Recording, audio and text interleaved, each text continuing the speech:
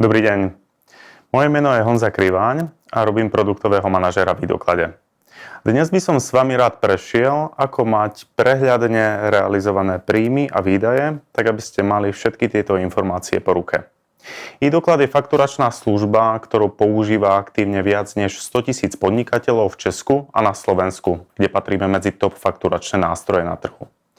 V rámci e-dokladu sme sa zameriavali hodne a hlavne na vystavenú časť, to znamená vystavenie faktúry vydaných, ale aj ostatných dokladov, ktoré potrebujete pri vašich zakázkach. Typicky sa jednalo napríklad o cenové nabídky, z ktorých ste potom robili zálohové faktúry, následne vám prišla platba, takže ste realizovali daňový doklad k platbe, následne faktúru a potom prípadne dobropis. Snažili sme sa to čo najviac zautomatizovať. Pridávali sme tam rôzne automatizácie, či už pravidelné faktúry, alebo sme to dotiahli do nejakých šablón, ktoré vám umožňujú si predpripraviť faktúry, tak aby ste na konci mesiaca alebo v priebehu len mohli využívať nejaké vzory, ktoré vám prácu zefektívnia čo najviac. Samozrejme ale vieme, že pre podnikateľov sú dôležité i náklady. A preto sa dnes pozrieme na nákladovú časť, ktorej sme sa venovali v poslednej dobe a snažili sme sa to čo najviac efektívniť. My totižto veríme, že tie náklady a ich evidencia vám prinesie o mnoho väčší pohľad na vaše podnikanie. Zefektívni vám prácu a budete vedieť, ako sa vám darí v podstate v reálnom čase. Samozrejme tým, že tieto faktúry budete mať evidované v e-doklade, tak tým pádom môžete zefektívniť aj prácu, ktorú máte zazmluvnenú s vašou účetní a následne znížiť prípadne náklady na účetní služby. Poďme sa na to podívať bližšie. Podnikatelia najčastejšie strácajú čas niekoľkými vecami. Prvá vec môže byť, že ste na dovolené a príde vám faktúra, ktorú po dovolené uvidíte v 50 rôznych mailoch. Medzi tým už vás účetní uháňala, pretože prechádzala bankový účet a zistila, že k niektorým platbám neeviduje faktúru prijatú. A vy to hľadáte a strácate čas a ten čas môžete využiť na niečo úplne iné. Takže je to hodne o čase. No a keď tú faktúru nájdete a náhodou ju nechcete dávať účetní, ale chcete to dávať do e-dokladu, tak to znamenalo doteraz, že ste to museli manuálne prepisovať. Alebo ste za ten prepis nechali zaplatiť tú účetní. Takže opäť okrem času to môžu byť aj financie navyše. A nehovoriac o tom, že faktúry chodia z rôznych príjmov, to znamená, že môžete mať príjem v e-maile, môžete mať nejaké zložky, kde si ukladáte faktúry a zároveň tak vám môže prísť faktúra v krabici. Napríklad ste objednávali niečo z nejakého e-shopu. To znamená, že potrebujete tie faktúry mať niekde prehľadne a takto premýšľate, kde máte tú konkrétnu faktúru uloženú. V e-doklade sme preto zaviedli niečo, čo nazývame inbox. Inbox je centrálne miesto, kde vám zo všetkých spomínaných oblastí a príjmov faktúr prichádzajú faktúry na jedno miesto. Môže to byť e-mail. Môže to byť tým, že si vyfotíte tú faktúru a niekde si to vkladáte do zložky. Alebo môže to byť rôzna fotka, ktorú zrealizujete, či už pri tom, keď idete čerpať pohodné hmoty. Skutočne je to jednoduché. Je to miesto, ktoré všetky tieto faktúry zhrnie na jedno miesto, kde vy môžete k tomu pristúpiť odkiaľkoľvek a máte to odkiaľkoľvek k dispozícii.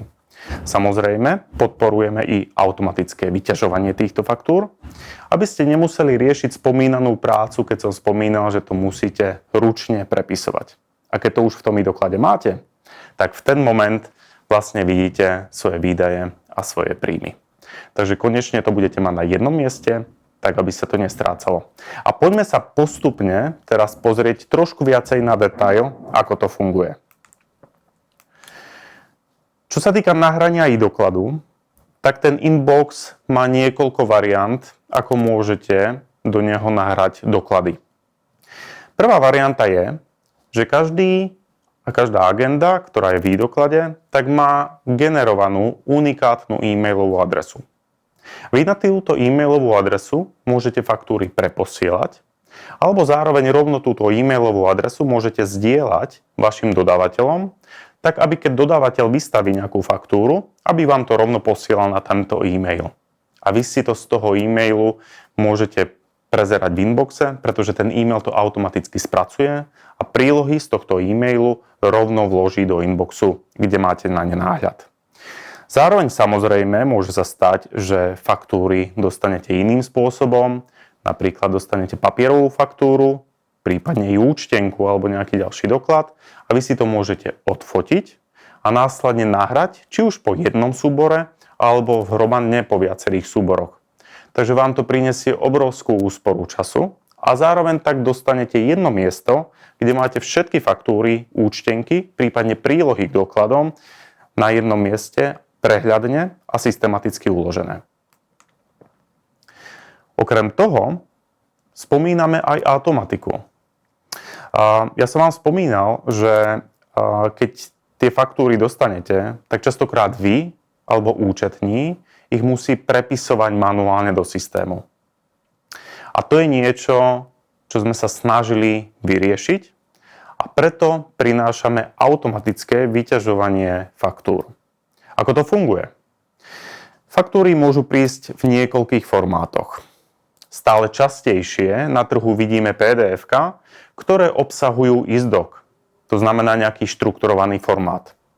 Pokiaľ dostanete takúto faktúru do inboxu, my pochopíme, že tam tento ISDOC existuje v tom PDF-ku a následne data z toho ISDOCu vyťažíme a vy v podstate máte tú faktúru prepísanú, nemusíte stláčať nič na klávesnici, máte to hotové, môžete si ju skontrolovať a uložiť ako faktúru prijatú.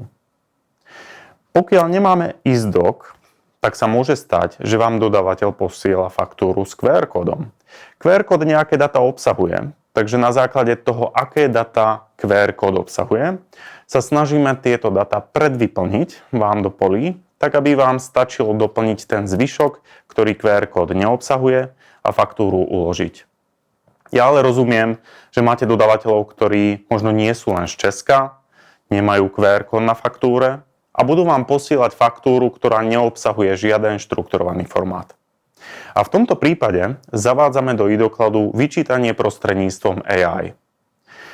Nahráte faktúru do inboxu, inbox pochopí, že neobsahuje štrukturované data a vy môžete požiadať inbox o vyčítanie prostredníctvom AI.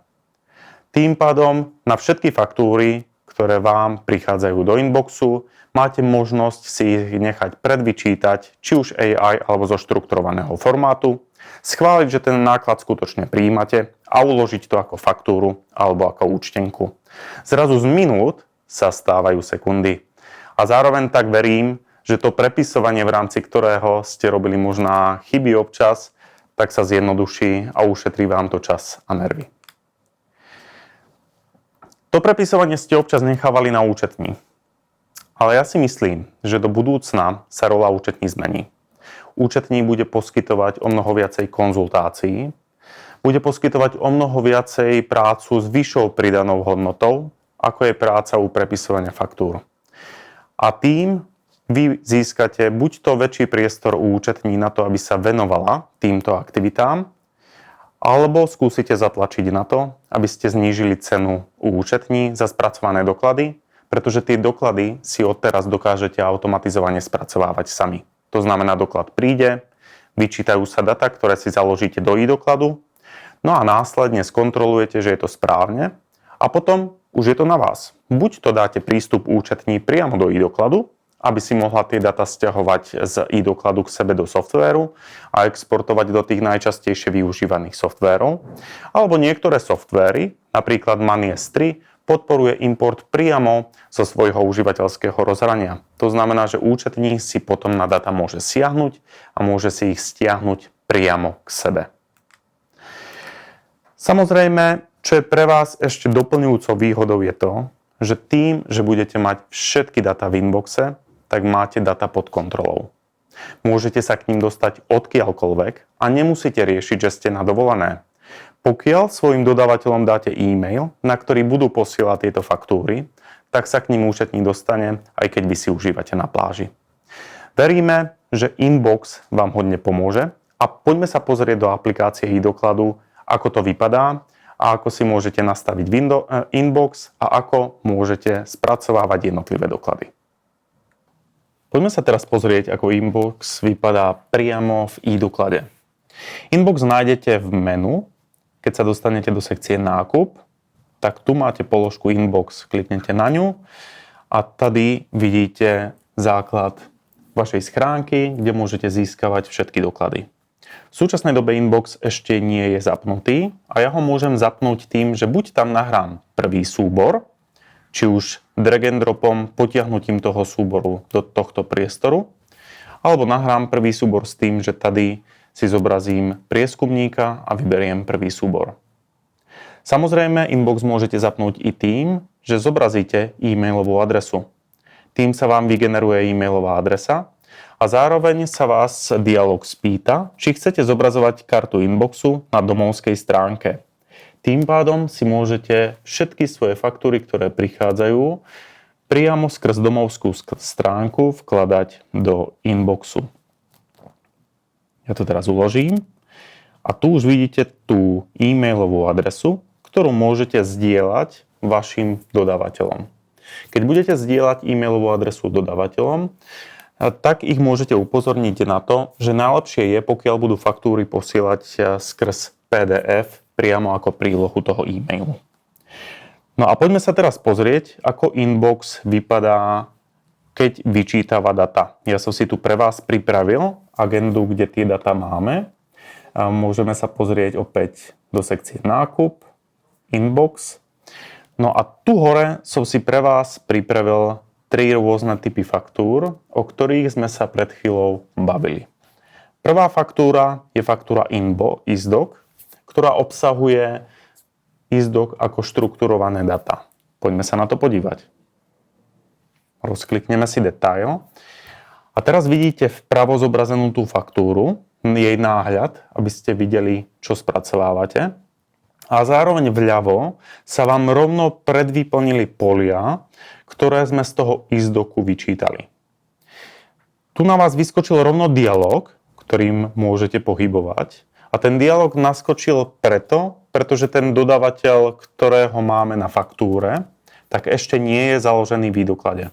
Takže ja si tu môžem skontrolovať toho dodávateľa, či sedia všetky informácie u neho a pokiaľ áno, klikám uložiť.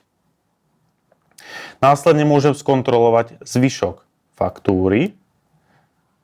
Vidíme, že to sedí, pretože väčšinou ISDOC obsahuje všetky dáta, ktoré potrebujeme k faktúre a môžeme to rovno uložiť. Týmto spôsobom nám vznikla faktúra prijatá, ktorá je rovno založená v e-doklade, rovno sa prepisuje do nákladov, tak aby ste videli svoje výdaje. A pokiaľ chcete vidieť, na akú faktúru je tady táto položka naviazaná, tak tady to vidíte v skratke, kde sa môžete rovno do tej faktúry prekliknúť, alebo prostredníctvom zobrazenia z týchto väzieb vidíte tú väzobnú štruktúru, na čo je to naviazané. Tak a poďme si ukázať ešte tie ostatné dva typy. Takže jeden z tých typov je faktúra s QR kódom. Môžeme si ju zobraziť. A tu vidíme, že QR kód bol využitý na to, aby sa vyčítalo väčšina vecí. A vypadá to, že na tejto faktúre nám chýbajú doplniť len dve veci. Jedna je názov položky, takže ju môžeme vyplniť. A druhá je jednotka. A to je všetko. Nemusím faktúru celú prepisovať, len si skontrolujem, že zvyšok sedí. Tým, že sme mali už založeného odberateľa, tak žiaden dialog nenaskočil. E-doklad spoznal, že je to ten správny dodávateľ, no a tým pádom môžem klikať uložiť. Dokonca vidíme, že naskočilo upozornenie, pretože vlastne tá faktúra je alebo obsahuje rovnaké variabilné číslo, takže na mňa uskočilo upozornenie, či ju skutočne chcem uložiť. No a máme posledný typ faktúry a to je, keď neobsahuje ani QR kód, ani ISDOC. Keď si ju otvoríme, tak vidíme, že skutočne vľavo nie je nič vyčítané. Sú tam len predvolené stavy, ktoré e-doklad využíva. Takže ja klikám tu vyčítať prostredníctvom AI. Tu vidím stav ostávajúcich kreditov, ktoré mám pre vyčítanie. pošlem to do AI a umelá inteligencia momentálne pracuje na to, aby mi túto faktúru vyčítala. Ako náhle bude faktúra vyčítaná, tak sa môžete vrátiť do seznamu faktúr v inboxe alebo obecne seznamu dokladov v inboxe a môžete ju spracovať veľmi podobne, ako sme spracovávali ISDOC alebo QR kód. Medzi tým, ako sa vyčíta, tak vám ukážem na prehľadoch. Tu už vidíme, že nám tie náklady sa začali zobrazovať, takže zrazu vidíte prehľadne, aké náklady a výnosy máte v rámci daného mesiaca. A tu vidíte práve tú skratku pre inbox, kde môžete jednak nahrávať súbory a faktúry. Vidíte, koľko máte nespracovaných dokumentov, to znamená, že prišli do inboxu, ale vy ste ich ešte neuložili ako faktúru prijatú, či účtenku, alebo prílohu ku inému dokladu. A zároveň tak vidíte, koľko vám ostáva kreditov na to, aby ste mohli vyčítať prostredníctvom umelej inteligencie. Tak videli sme práve, ako vypadá inbox v doklade. A ja sa vás teraz pýtam, skúste si predstaviť, koľko času vám zaberie mesačne prepisovanie faktúr ručne do vašeho systému. Alebo koľko to môže zabrať vašej účetní. A predstavte si, že tento čas by ste mohli ušetriť. Inbox vám s tým pomôže. V rámci inboxu totiž, keď vám budú dodávateľia zasielať faktúry a pokiaľ tie faktúry budú obsahovať napríklad spomínaný ISDOC alebo QR kód, ktorý je typický pre faktúry v Česku, tak sa vám prepis urobí automaticky z toho, čo obsahuje QR kód alebo tento ISDOC. To znamená, že to nebudete musieť prepisovať manuálne a celé je to súčasťou inboxu, ktorý je súčasťou vášho tarifu. V prípade, že budete potrebovať vyčítať faktúru, ktorá neobsahuje ani ISDOC, ani QR kód, tak v ten moment môžete použiť vyčítanie prostredníctvom umelej inteligencie. Na vyčítanie prostredníctvom umelej inteligencie dávame všetkým zo začiatku 3 kredity na to, aby si mohli vyskúšať, ako to funguje, aby si to mohli vyskúšať na niektorých faktúrach alebo účtenkách, ktoré ste dostali. No a následne sa môžete rozhodnúť, či chcete si nakúpiť balíček, ktorý podporuje niekoľko vyčítaní zároveň. A ja vás teraz nabádam na to, aby ste to vyskúšali, pretože keď si zaregistrujete e-doklad, tak dostanete na začiatku prémiové predplatné zadarmo, na to, aby ste si mohli vyskúšať všetky funkcie, ktoré e-doklad podporuje a zároveň tak môžete vyskúšať aj inbox, včetne spomínaných 3 vyčtení a uvidíte, ako vám to usnadní život, možná zníži náklady u účetní, no a vy získavate prehľad, ako sa vám darí vo vašom podnikaní. Ja vám moc ďakujem za pozornosť a prajem, nech sa vám darí.